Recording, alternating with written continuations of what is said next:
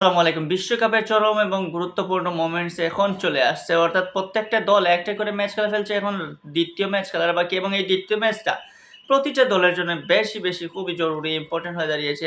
কারণ ওই ম্যাচগুলোর উপর নির্ভর করবে তাদের রাউন্ড অফ 32 তে যাবে কিনা। সো সেই ম্যাচগুলো শুরু হয়ে গেছে অলরেডি।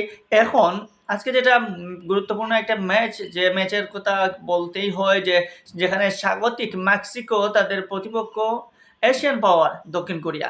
আমরা দেখেছি দুটা দলই কিন্তু প্রথম ম্যাচে তাদের নিজেদের প্রথম ম্যাচে তারা জয়লাভ করেছে। দুর্দান্ত পারফরম্যান্স করেছে মেক্সিকো। উদ্বোধনী ম্যাচে সাউথ আফ্রিকার মতো দলকে তারা হারিয়েছে দাপটের সাথে।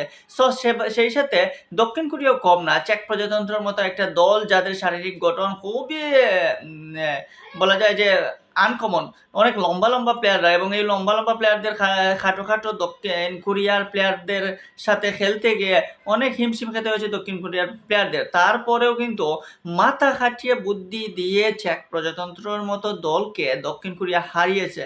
এখন পালা সেকেন্ড ম্যাচের। দক্ষিণ কোরিয়া এবং মেক্সিকো 3-3 করে দুই দলের পয়েন্ট সমান। এখন ওই ম্যাচে যারা জিতবে তাদেরই কিন্তু প্লাস পয়েন্টস রাউন্ড অফ 32 তে যাওয়ার।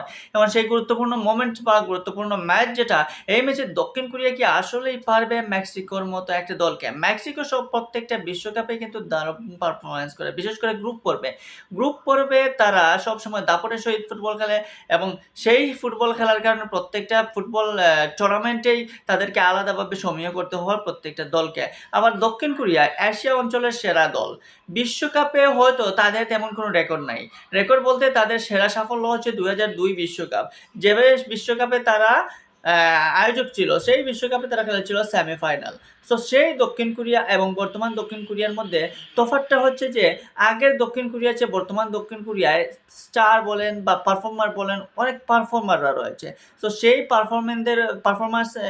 পারফর্মারদের উপরই নির্ভর করছে দক্ষিণ কোরিয়া। বিশেষ করে দুই তিনজন প্লেয়ার, লি, সন, ওদের উপরই বেশিরভাগ নির্ভর করতে হচ্ছে দক্ষিণ কোরিয়াকে। সন তো আমরা দেখলাম যে একসময় ইংলিশ প্রিমিয়ার লিগের টটেনহামের হয়ে দুর্দান্ত ফুটবল মৌসুম কাটিয়েছেন।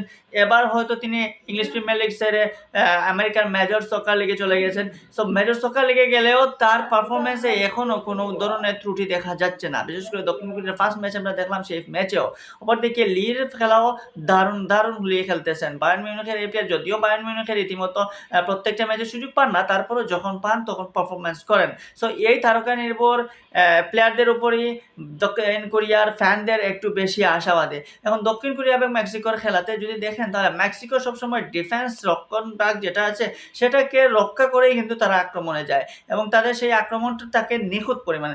ওদিকে সাউথ কোরিয়া, যেটাকে আমরা দক্ষিণ কোরিয়া বলি, সেই দক্ষিণ কোরিয়া সবসময় কিন্তু টিকিটাকি ফুটবলের পাশাপাশি তারা সবসময় দ্রুত ফুটবল খেলে থাকে, গতিময় ফুটবল যেটাকে বলে। দক্ষিণ কোরিয়ান প্লেয়ারদের মধ্যে সেই এনার্জি পাওয়ারটা রয়েছে। তারা এত সহজে ক্লান্ত হয় না। দ্রুত ফুটবল খেলতে গিয়ে, কাউন্টার অ্যাটাক করতে গিয়ে সবসময় তাদের প্লেয়ারদেরকে দেখা যায় যে খুবই অ্যাগ্রেসিভ। সো সেই অ্যাগ্রেসিভ দক্ষিণ কোরিয়া পারবে কি এবার মেক্সিকোর মতো দলটাকে তাদের মাঠে স্বাগতিক হিসাবে তাদের মাঠে তাদেরকে পরাস্ত করতে?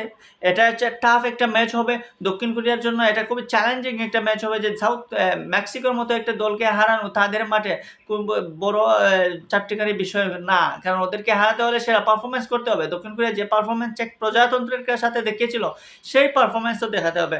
যদিও মনে করে হতে পারে যে চেক প্রজাতন্ত্র এবং মেক্সিকো দুটো আলাদা টিম। হ্যাঁ, চেক প্রজাতন্ত্র মেক্সিকো দুটো আলাদা টিম। মেক্সিকো হয়তো চেক প্রজাতন্ত্র থেকে আপনার কাছে মনে হতে পারে যে ভালো একটা দল, কিন্তু চেক প্রজাতন্ত্রের যে প্লেয়ারগুলা, তাদের ডিফেন্স রক্ষণ বা খুবই দুর্দান্ত রক্ষণ বা, বিশেষ করে তাদের প্লেয়ারদের শারীরিক গঠন মূলত যে কোনো টিমের জন্য একটা বাধা হয়ে দাঁড়ায়। সো সেই বাধাকে টপকাতে পেরেছে যখন সাউথ কোরিয়া, তখন মেক্সিকোর মতো একটা দলকে টপকাতে আসলে বেশি হিমশিম খেতে হবে না দক্ষিণ কোরিয়ার।